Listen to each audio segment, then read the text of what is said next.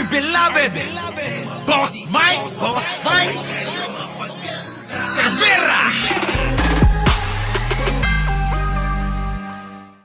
Magandang umaga, magandang hapon at magandang gabi sa dako ng mundo.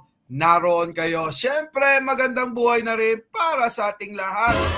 Kumusta na mga kababayan sa Pilipinas? Nako po, talaga namang napakaraming nasalanta ng bagyong Karina. Oo. Ay, nako, nakakalungkot. Ganun talaga no, mga kababayan. Oo. Diba, mga kababayan? So ngayon nga, nako, balikan muna na nga natin yung fake video. Mga kababayan, nako, sikat na nga. Oo, ang pulburon video ni Maharlika at ni Roque. Pambihirang buhay yan, Talaga naman, sige, eto na. Nako po. Kahit sa Amerika, mga kababayan, ay pinag-uusapan na ang pulburong, peking pulburon video. Opo. A video allegedly depicting Philippine President Ferdinand Marcos Jr.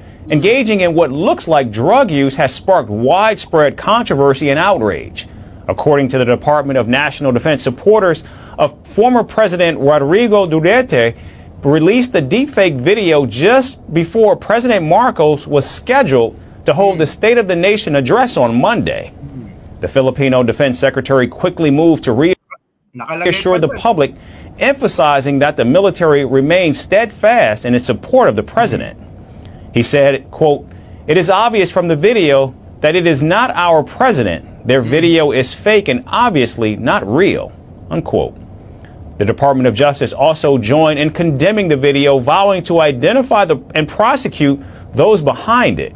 And to further debunk the video's authenticity, the police department's forensic experts held a news conference where they compared the facial features of President Marcos with that of the unidentified man seen in the video.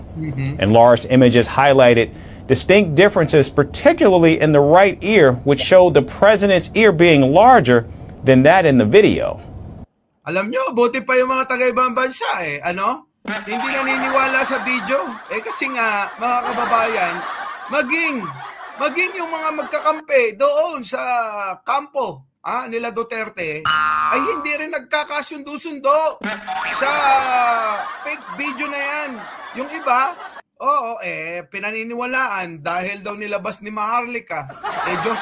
Diyos na yata nila si Maharlika mga kababayan. Maging si Banat Bay kinontra lahat. Oo. Kinontra lahat, mga kababayan. Mamaya talakayin natin gawang pangtanga kasi ang yun na nga Lord Glenn wala Ganon talaga kahihina ulo talaga. Nadadama yung mga matitinong tulad natin sa mga ginagawa nila. Sige, tuloy, eto na. However, this is not the first time that the Philippine president has been targeted by deepfake technology. In fact, back in April, an audio deepfake clip falsely depicted him ordering the military to take action against China. And given the ongoing territorial dispute between Manila and Beijing over the West Philippine Sea, such fabrication carries significant weight and potential for escalation. Now, despite official denials and forensic evidence, former President Duterte has doubled down on his allegations. In fact, he's kunyari pa, maisog yun Di ba mga kababayan, bakit tinatanggi ni Duterte? Tinatanggi, tingnan nyo tinatanggi. Kahit sa atin nabalita na yan Si Digong kasi mahilig magmalinis. Pero, ang ginanap nila, maisog. Sino ba ang maisog? Di ba si Digong nyo? Bakit tinatanggi niya? Natatakot din na rin ba? Pasok. Ating Pangulong Rodrigo. Tinanggi daw nung kampo. Bakit? Hindi ba niya kampo si Maharlika? Hindi niya ba kampo si Glenn Chong? Hindi ba niya kakampo si Roque? Si Roque na stress na ngayon. Wala yatang nag-i-injection na sa kanya. Ito na. Pasok. Tinanggi ng kampo ni dating Pangulong Rodrigo Duterte na sila ang may pakana ng paglabas ng kontrobersyal na video ni Pangulong Bongbong Marcos Jr. Ala, sino may pakana nun?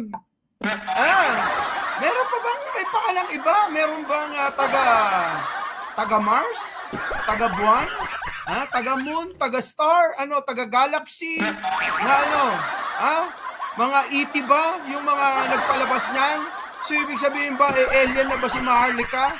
Mukha lang alien, pero hindi yung alien. Mga kababayan? Mukhang alien lang, pero hindi alien. Oo. Sige, tuloy. Naaaktuhang umanong gumagamit ng iligal na droga.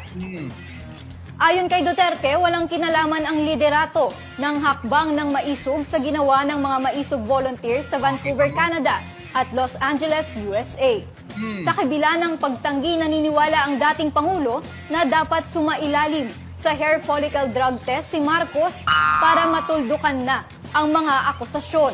Kita mo, bobo talaga tapos sasabihin mo, hindi mo alam, tapos hahamunin mo na naman si Pangulong Bongbong Marcos na magpa-drug test ulit. Nang pating talaga naman si Tatang. Yung Tatang nyo Para naman kay Executive Secretary Lucas Bersamin, malisyoso ang video na ipinakalat sa social media laban sa Pangulo.